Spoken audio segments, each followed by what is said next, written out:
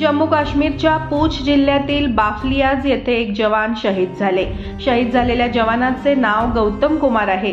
ते रायफलमन होते। महत्त्वाचे म्हणजे त्यांच्या घरी गौतमचं लग्न ठरल्यामुळे आनंदाचं वातावरण होतं आणि घरातील लोक त्याच्या लग्नाची तयारी करत होते। परंतु याआधीच कुटुंबावर दुःखाचा डोंगर कोसळला।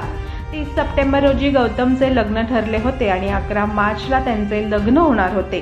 घरात सगळे आनंदी होते, पण याच दरम्यान ही दुःखाची बातमी आली।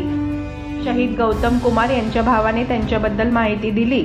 राहुल कुमार यांनी म्हटले की 2014 मध्ये गौतम कुमार लष्करात भरती झाले। गेल्या 2 वर्षांपासून ते पूंछ सेक्टरमध्ये तैनात होते। 1 डिसेंबर रोजी ते आपल्या घरी आले होते। यानंतर सुट्ट्या संपून 16 डिसेंबरला ते पुन्हा कर्तव्यावर गेले। सप्टेंबरमध्ये त्यांचा साखरपुडा झालेला होता। संपूर्ण कुटुंब लग्नाची जय्यत तयारी करत होते, पण त्याआधीच शोककळा पसरली। गुरुवारी रात्री लष्कराच्या अधिकाऱ्यांनी गौतम कुमार शहीद झाल्याची बातमी सांगितली। या घटनेनंतर कुटुंबाला मोठा धक्का बसला आहे।